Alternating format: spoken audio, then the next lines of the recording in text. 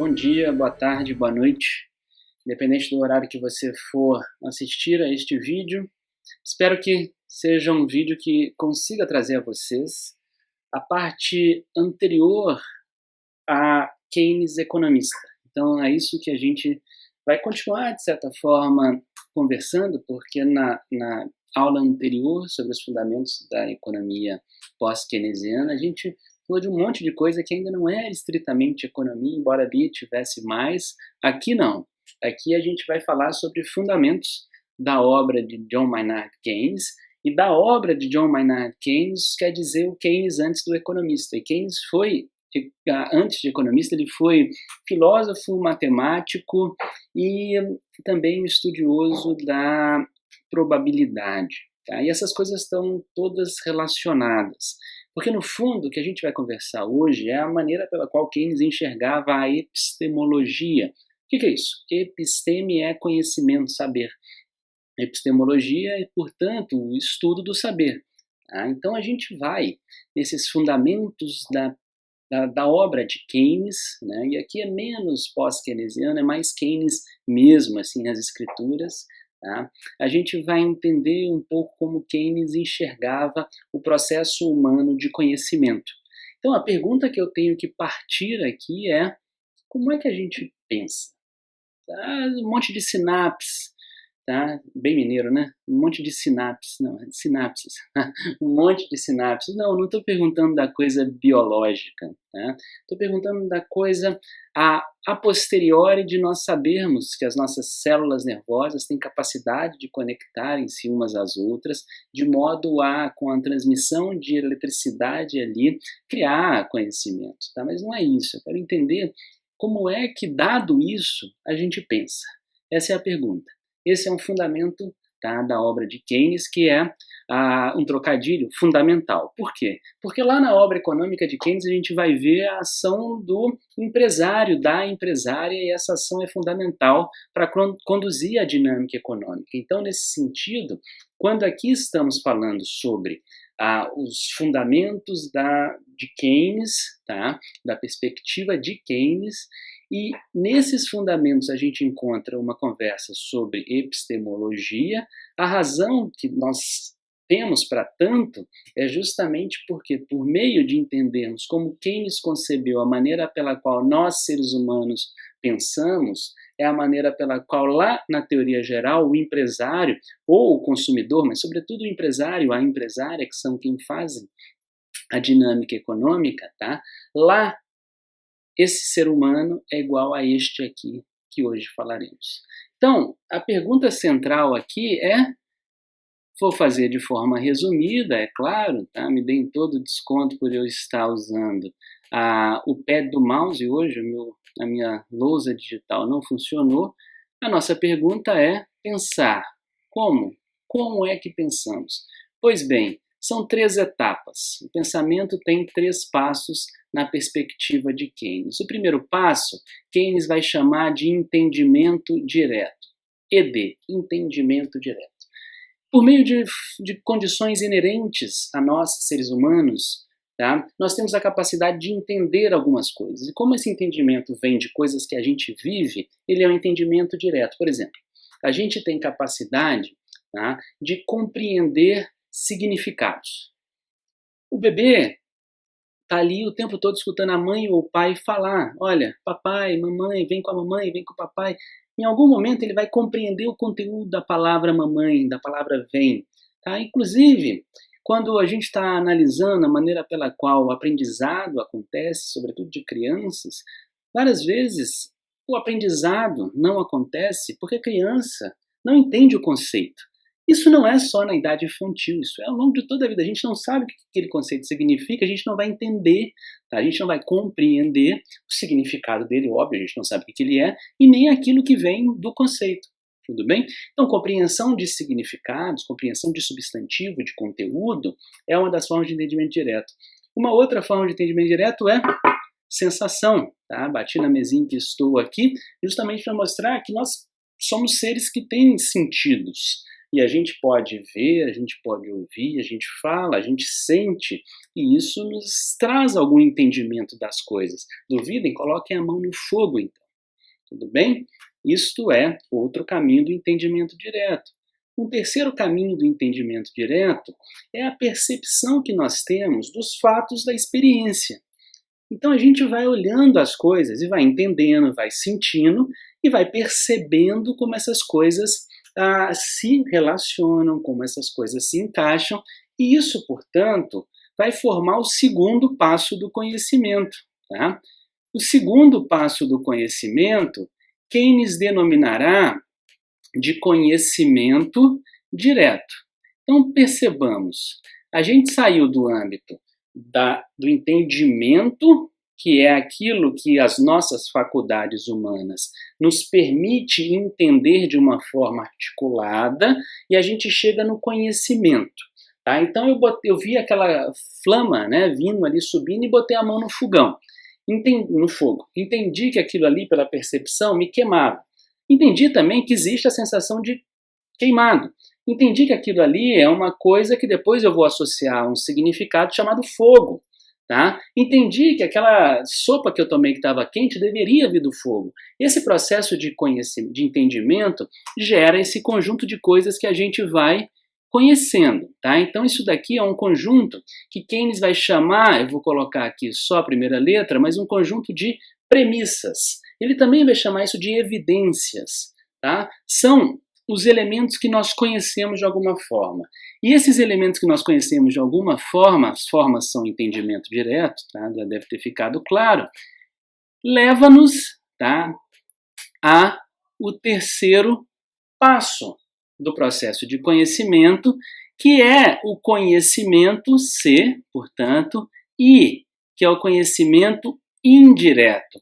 Keynes também vai chamar isso daqui de conclusões ou de argumentos. Olha que interessante, eu vou trabalhar aqui especificamente com um argumento agora, só para ilustrar para vocês o que conhecimento indireto é.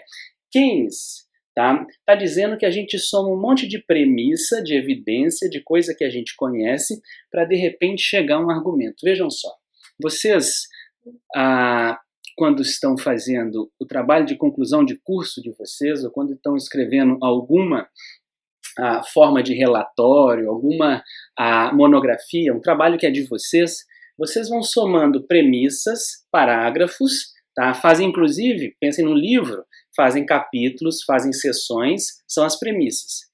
Para construírem o quê? O argumento de vocês. Qual é a última parte de um trabalho monográfico?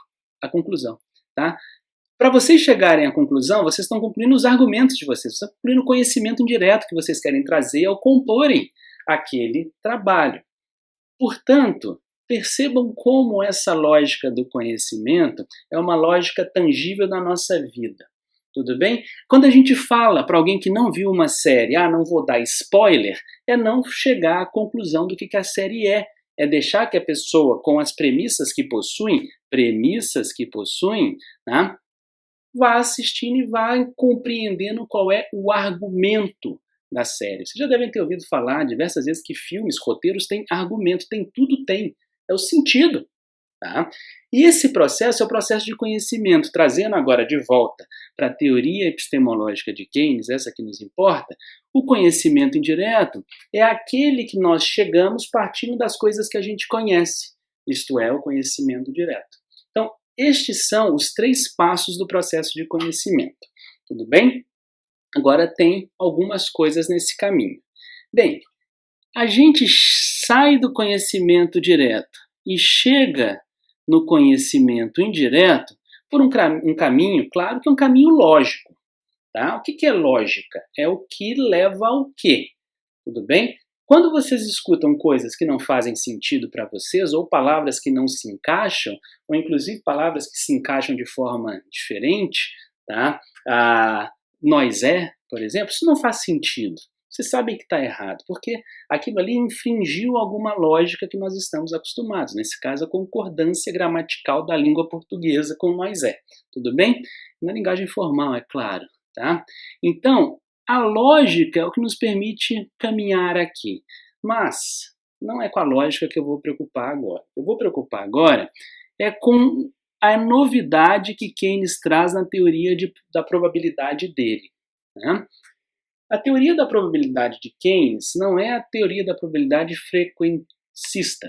Não está preocupado com frequência de eventos, tá? E probabilidade quantitativa. A teoria da probabilidade de Keynes está preocupada com uma probabilidade qualitativa. Tudo bem? Então, aqui dentro, tá, dessa relação lógica entre conhecimento direto e conhecimento indireto, tem uma relação de probabilidade. A probabilidade vai aparecer porque eu estou partindo de coisas que eu conheço e estou chegando a coisas que eu desconheço, mas que eu derivei logicamente, tá, das coisas que eu conhecia. Isso acontece o dia inteiro, pessoal. Toda vez que vocês estão tramando fazer alguma coisa, é isso que vocês estão, no fundo, processando. É assim que o nosso pensamento acontece. Pois bem, tá? A essa relação entre conhecimento direto e conhecimento indireto, tá, Keynes vai atribuir alguma probabilidade. Então aqui eu vou colocar PB, tá, para diferenciar das premissas. Então ali, nessa relação entre conhecimento direto e conhecimento indireto, surge uma relação de probabilidade. Só que se eu disse para vocês que essa probabilidade não é numérica, ela é qualitativa, como é que a gente mensura uma probabilidade que é qualitativa? Tá? Keynes vai denominar essa mensuração de grau, tá, de crença racional. Ou seja, a nossa forma de calcular o quanto a gente acha que aquilo que a gente chegou de conclusão partindo de algo que a gente conhecia, tá, é meramente o quanto a gente confia na nossa conclusão. Tá? Eu ia usar a palavra quanto duas vezes e resolvi mudar isso daí para não ficar cansativo. Mas, basicamente, o que Keynes está falando é o seguinte: existem conclusões, conhecimento indireto, argumentos a que chego que eu confio muito. Existem outros que eu confio mais ou menos. Existem ainda alguns que eu não confio nada. Tudo bem? Bem, eu estou falando isso com vocês para quê? Não é para explicar a lógica da probabilidade especificamente em Keynes, para vocês entenderem a lógica da probabilidade em Keynes como a teoria keynesiana. Não.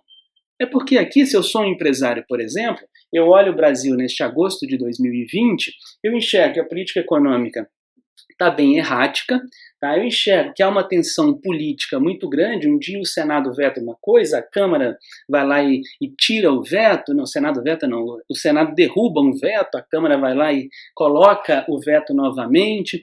Daí eu enxergo, por exemplo, que a gente está, neste agosto de 2020, meio da pandemia ainda, há muito tempo, com uma mortalidade alta. Eu vou juntando isso ao quê? Eu estou percebendo fatos.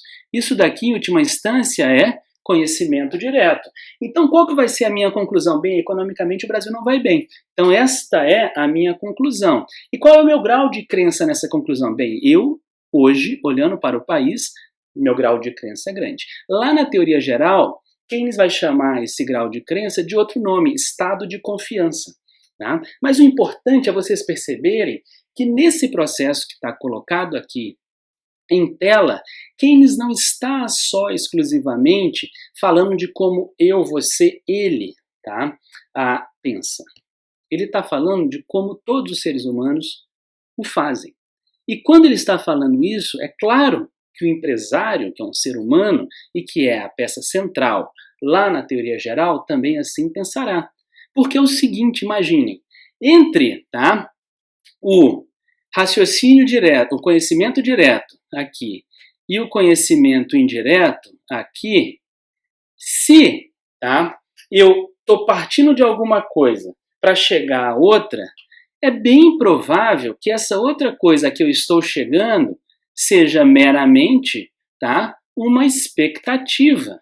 Isso daqui não é uma certeza, tudo bem? E por que isso daqui não é uma certeza? Porque o conjunto de conhecimento direto do qual eu parti é sempre menor do que o conjunto de conhecimento indireto a que chegarei. Tudo bem? Esqueçam a palavra conjunto, isso vai mais confundir. Eu estou usando a teoria da probabilidade, por isso que eu falo conjunto. Mas é o seguinte, vejam só, ninguém nunca vai concluir o que já sabe. Tem jeito de eu concluir que se eu apertar o interruptor a luz acende? Só se você tiver em dúvida se a casa está com energia, mas aí a dúvida não é interruptor, é a ausência ou presença de energia na casa. Tudo bem? Então é óbvio que a gente só vai concluir alguma coisa, o conhecimento direto, tá? Que é alguma coisa que não está presente no meu conhecimento direto.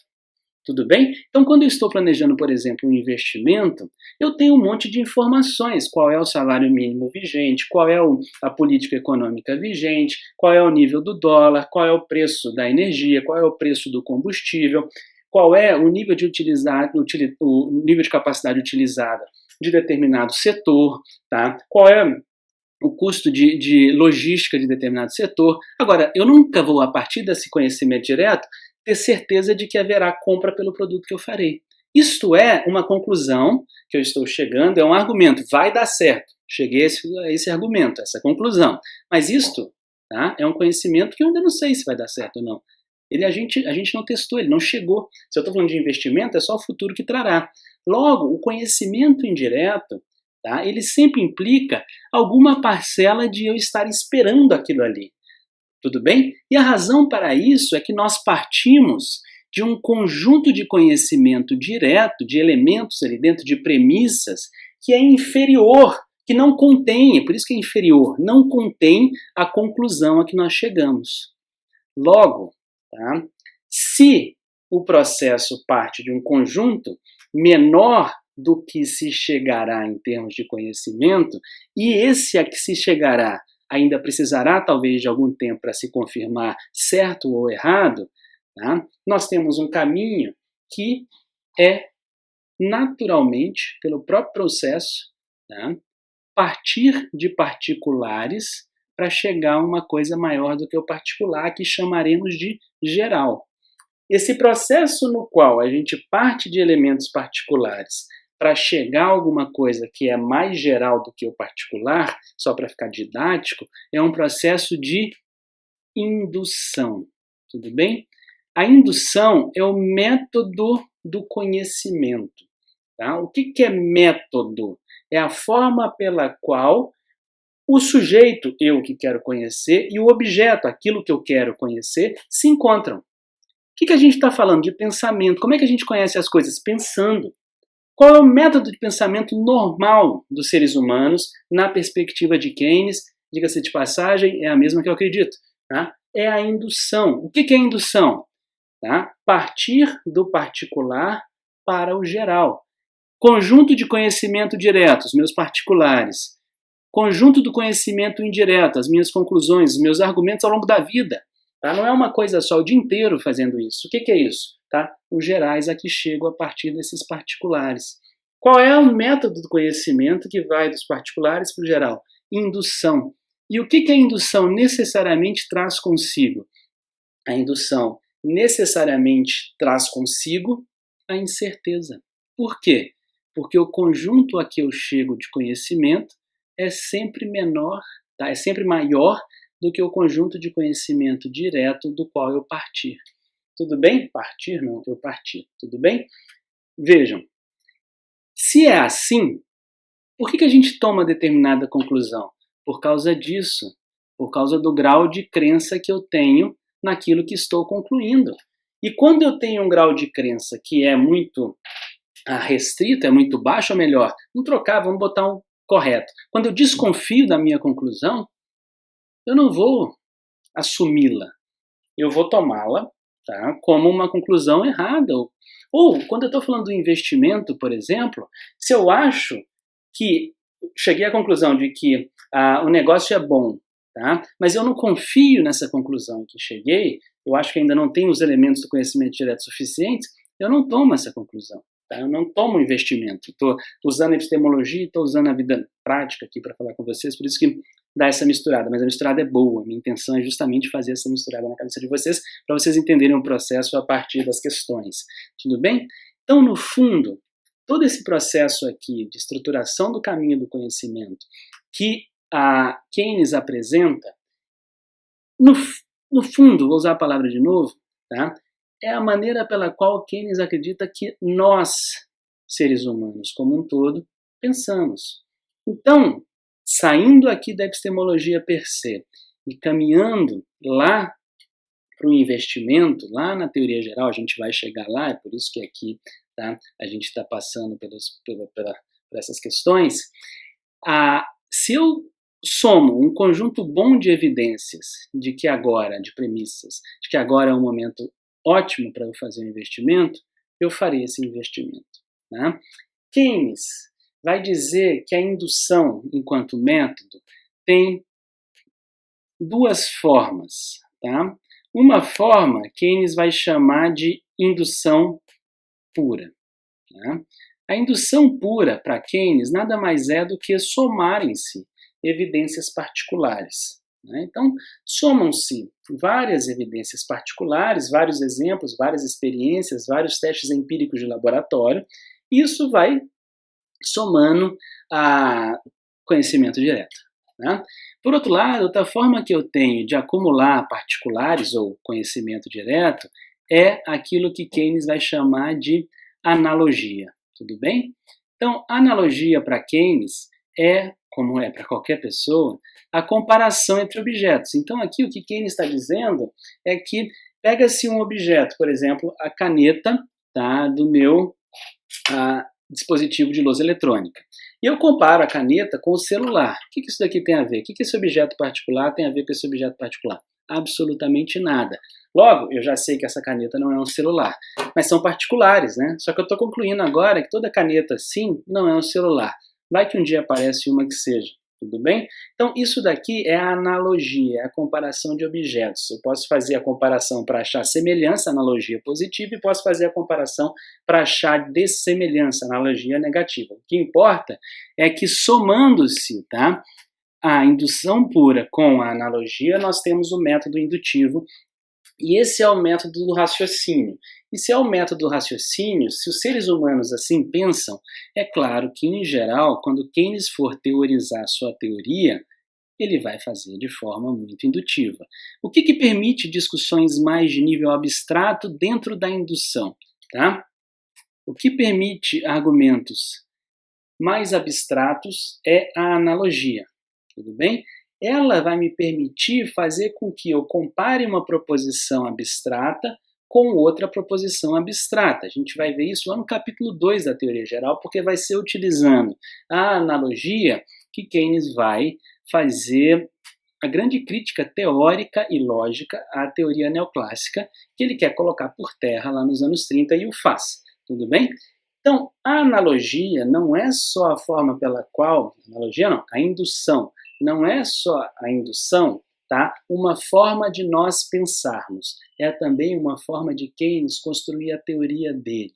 E por que ele quer, tá, então, utilizar a indução como método para compor a sua teoria? É porque a gente, tá, usa a indução para pensar. E se eu componho a teoria da mesma forma pela qual o sujeito teorizado pensa, teoria e sujeito teorizado, nós seres humanos, são a mesma coisa. Né? E nesse sentido, a teoria passa a ser muito mais compreensível para os sujeitos em geral. E essa era a intenção de Keynes. Tá? Dentre os fundamentos, eu disse aqui da epistemologia, tudo isso que está aqui dá conta da epistemologia keynesiana. Agora eu vou fazer um grande corte aqui para que a gente fale muito rapidamente, antes de encerrar esse vídeo, de dois outros elementos, tá, dos fundamentos de Keynes, mais do que da teoria pós-keynesiana, isso daqui é Keynes. Um primeiro fundamento é a filosofia da prática. É isso que eu estava agora falando para vocês. Quando o sujeito teorizado pensa igual ao teórico que está modelando esse sujeito teorizado, por exemplo, a gente falou tudo do ser humano como ele pensa para falar o empresário é uma teoria geral. A teoria geral é uma teoria econômica. O sujeito lá teorizado, o empresário, ele pensa como todo ser humano. E o teórico também faz isso. Tá? Então, quando o sujeito teorizado e o teórico estão pensando igual, a gente tem uma capacidade de fazer com que a teoria tenha uma capacidade de intervenção na realidade. A isso nós chamamos, tá? Disse para vocês no comecinho da nossa conversa que Keynes era também filósofo. E está aqui. Nós chamamos isso daqui de filosofia da prática. O que quer dizer isso? Keynes teorizava, criava suas teorias, não era para que a gente ficasse sentado contemplando a teoria. Não era um trabalho só intelectual. Keynes estava afim, na real, de atuar na realidade e transformá-la, claro, a melhor sempre, né? O que Keynes queria com sua teoria econômica era salvar o capitalismo. Então tem muita gente desavisada ou mal intencionada que vai dizer que Keynes estava afim de, na verdade, construir um socialismo, um comunismo, ainda mais nesse tempo obscuro da Idade Média que a gente vive. A gente está em 1300 mais ou menos hoje e muita gente está por aí propalando esse tipo de coisa. Não, tá? Keynes queria salvar o capitalismo, mas não adiantava só para salvar o capitalismo teorizar. Ele tinha que entender como os humanos efetivamente pensavam, por exemplo, para que a teoria dele pudesse influenciar os seres humanos. Ele precisava colocar em prática aquilo que ele estava também teorizando, e vai fazer isso. A gente já viu falar muito dos anos de ouro do capitalismo, que são os anos keynesianos. Tá? Então a filosofia da prática é outra perspectiva que fundamenta a ação de Keynes. Não por menos ele é tão propositor daquilo que talvez vocês mais conheçam de Keynes, tá? Políticas econômicas. O que é isso? Prática da teoria econômica. Tudo bem? Então esse é um segundo fundamento. Tá? O primeiro é a epistemologia, aquilo ali é óbvio, né? E o terceiro, para a gente finalizar, é aquilo que se chama, tá, unidade orgânica. Peço desculpas pela bagunça aqui do quadro, mas minha lousa resolveu dar problema hoje, tá? Então é o que sobrou. É assim que a gente caminha. Unidade orgânica, o que é isso? Tá? Unidade orgânica é uma condição em que se enxerga a realidade como sujeito e todo indivisíveis, ou melhor, indissociáveis. Esqueçam o indivisível. Isso está dentro, mas indissociável é melhor. O que quer dizer indissociável? Toda vez que o indivíduo age, ele afeta o todo mais do que a sua própria ação. Logo, o todo não é igual à soma das partes. Tá? Qual é a melhor forma de a gente enxergar isso daqui na prática, ou um exemplo mais concreto? Multiplicador. Tá? Então, quando alguém faz um gasto de R$1, tá? A pessoa que recebeu esse R$1 tem a sua renda pelo gasto. Então, veja, o gasto de 1 gerou a renda do 2, tudo bem? Essa pessoa que recebeu a renda pelo gasto da primeira pessoa aqui, tá? Ela vai gastar novamente. Então isso já fez com que esse R$1 que a pessoa 1 gastou já tenha virado ali na frente, talvez, tá? Uma coisa em torno de R$2, R$3, R$4, a depender do quanto, tá? O 1, 2, 3, 4, 5 em número de pessoas acontecer. E aí, isso daí é a prova da unidade orgânica. Fosse, tá, o todo a soma das partes, quando eu fiz o gasto de R$1, ou a pessoa 1 fez o gasto de R$1, o todo seria 1. Tá? Não sendo o todo apenas o somatório dos indivíduos ou das partes que compõem esse todo, a gente vai ter um resultado que é sempre maior no todo do que a mera ação individual. Muito bom para enxergar isso, porque é outro nome, a gente pode chamar isso de organicismo ou de holismo. Muito bom para enxergar isso é o que Keynes desenvolveu, chamado paradoxo da poupança. Tá? Quando todo mundo em uma sociedade poupa, a sociedade se torna mais pobre em geral, mais do que a soma das partes. Por quê? Porque quando todo mundo resolve poupar, há não consumo na sociedade. A poupança é o não consumo.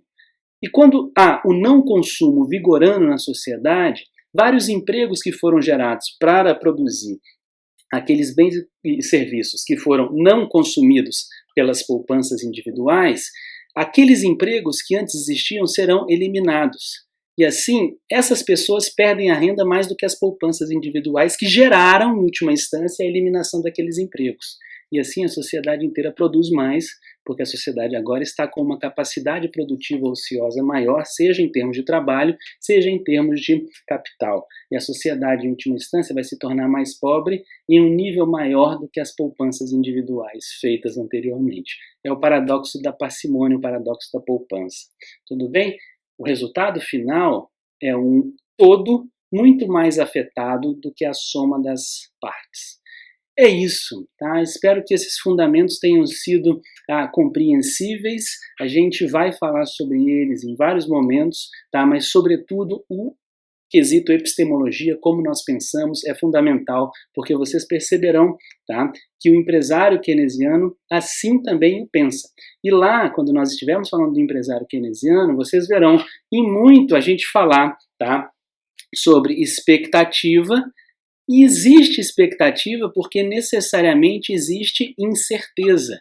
E a incerteza existe porque o conjunto de conhecimento de que os empresários, ou nós, ou qualquer pessoa no mundo, tá, parte, ele é sempre menor do que a conclusão, conhecimento indireto ou argumento a que a gente chega partindo desse menor conhecimento direto em relação às conclusões que a gente chega, que é maior do que eles. Deu para entender? A gente sai de particulares e vai para geral, né? Só que esse geral, ele está composto pelos particulares e algo a mais que eu não conheço. E aí, quando eu faço esse processo, se eu não conheço, eu não estou certo dele. Logo, há incerteza. Quer dizer, nesse processo, para a gente encerrar, que quando, tá, eu concluí alguma coisa no meu conhecimento indireto e estava errado, eu fui irracional? De jeito nenhum. Tá? Keynes ia numa luta muito forte contra a certeza demonstrativa do raciocínio, porque não é a certeza demonstrativa do raciocínio, como na matemática pura ou na geometria, tá, aquilo que os seres humanos usualmente fazem. Os seres humanos pensam indutivamente, chegam a conclusões racionais extremamente razoáveis, mas que depois se provam erradas. Quer dizer que essas pessoas estão enganadas? Quer dizer que essas pessoas estão incorretas? Quer dizer que elas são irracionais? De jeito nenhum. Só estavam errados, porque é impossível a gente conhecer tudo. Essa é a mensagem final. E desse jeito, se a gente não conhece tudo, tá? Quando a gente chega a conclusões que foram feitas de forma racional, mas acabaram se mostrando erradas, a gente não é racional. A gente só estava errado. Um abraço, até